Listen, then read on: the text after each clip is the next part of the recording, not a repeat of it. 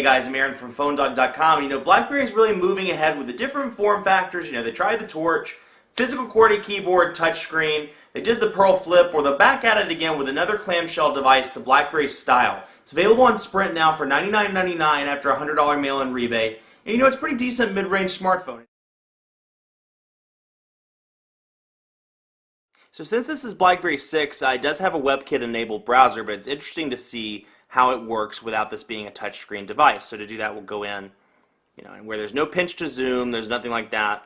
You have to utilize the trackpad for everything. Actually, I did CNN. I'm going to do the full site, though, because it loads mobile by default.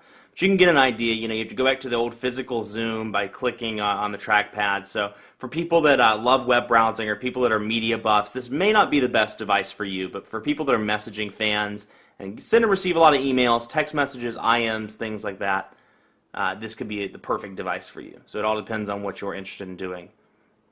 Let's go to the full site.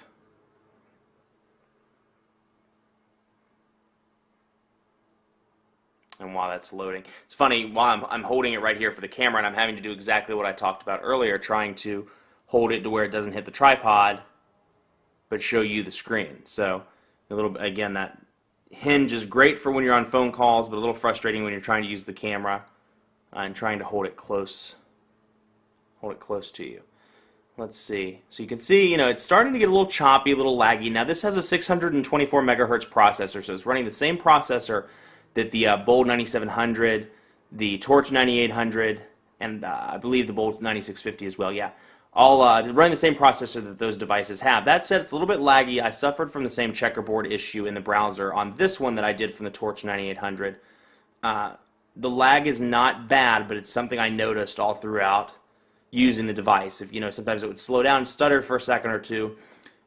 Intermediate device users, they're not going to notice this at all, and they may notice it every now and again, but for people that review devices every day or that have several cell phones, that have gone through several cell phones, I think it's noticeable.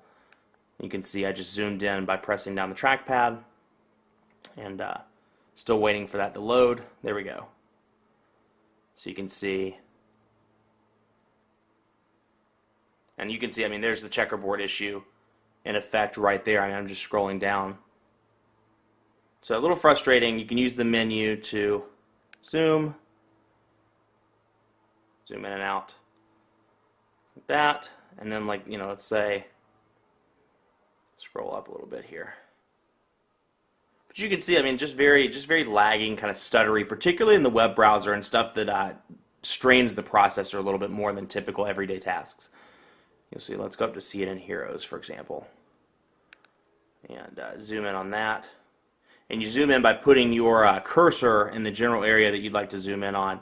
Going to menu, hit the BlackBerry key, and clicking on zoom from there.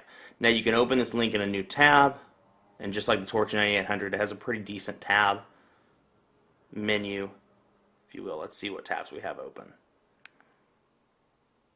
You can see why sharing is a beautiful thing. Sharing is a beautiful thing.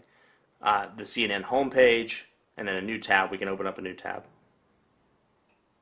and go from there. So, not the best web browsing experience in the world. If you're coming from iOS, you're coming from Android or WebOS, something that's a little bit more rich in terms of web browsing, it's not great. That said, if you're coming from a BlackBerry with OS 5.0, it's not bad. It's an improvement, but it still doesn't hold a candle to some of the other more media-centric devices on the market. This is a 2.7-inch display. I think for a 2.7-inch display, it does an impeccable job. That said, the people that are used to 4-inch displays probably aren't even looking at this device as a potential purchase. But if they are, or if you are, I should say, it may not be the device for you. It's a little bit smaller display. The screen looks great. The colors pop. It looks good.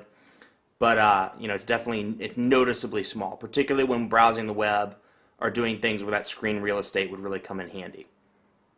So this may not. If you're interested in the screen real estate, this may not be the device for you. Now on the camera front, it has a 5-megapixel camera with a flash, as I said before, and it's a decent camera. It's I've been very pleased with it thus far. No, I don't want YouTube. Go to camera, and let's do a sample picture of. Never quite know what I'm going to bring out of this little iPhone adapter module. Now you'll see, one thing, I don't know if you saw it on the camera, but the placement of the camera is right on the top of this back piece, and so the initial thing that you'll notice is you like to keep your hand there and it blocks the camera. So you have to keep your fingers down at a low point to take the picture. And then when you come back up to take the picture, see what I just did? It covers it. So it took a little bit of getting used to there, and I'm still doing it. But we'll hold this up.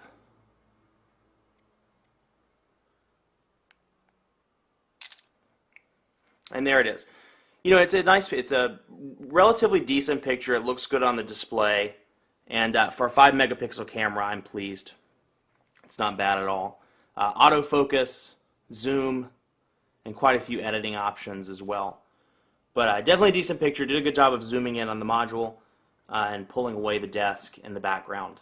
So, for a mid-range device, it's $100 out the door. Not a bad camera at all. Or $100 after rebates, rather, not a bad camera. So one more thing I want to highlight is RIM's social feeds application. And what that is, very much like Android, it's a social networking aggregator that brings together your Twitter, your Facebook, IM, BlackBerry Messenger, anything that has social connectivity of some sort, brings it all into one program for you and gives you updates as a result. So you can see out of the box right now, it's just social filter and my RSS filter, but I can go to options, I can go to display, and you can see I have integrated applications, AIM, BlackBerry Messenger, Facebook, Google Talk, MySpace, Twitter, Windows Live Messenger, and Yahoo Messenger. So when I add those when I install those and get my username set up, it'll automatically synchronize with social feeds, and I can get all of my stuff in one place. So it's a nice touch, something different. It's nice to see RIM pushing at the people, the social networking users, and not just the business crowd. And especially with a device like the Style, that's ideally or is likely geared towards the prosumer, the consumer, the soccer mom, the teenager, people that aren't in the boardroom all the time or rarely in the boardroom, if ever. Social Feeds is a good program to have on the device. So that's the BlackBerry Style 9650 with Sprint. It's available now for $99.99 after a $100 mail-in rebate. And all in all, it's a decent mid-range smartphone. It's not going to compete, as I've said before, with iOS, with Android, with some of the WebOS devices, or some of the maybe even Windows Phone 7. But it's a good device. It's a nice mid-range device. It's a good attempt by RIM to continue their foothold in the prosumer market and the consumer market. And it's available, in my opinion, at a relatively reasonable price. Much more coverage coming on the Style on PhoneDog.com. In the meantime, be sure to like us on Facebook at Facebook.com/PhoneDog. We're doing a 100 iPad giveaway right now and some Super Bowl tickets as well. Go to Facebook.com/PhoneDog for more information. Sign up, and who knows, maybe you could win. We have editor chats as well. So we're a pretty fun group of people. Head on over to Facebook.com/PhoneDog. Like us. We'd certainly appreciate it. And follow me on Twitter, PhoneDog_Aaron. Thanks for watching. Have a great day.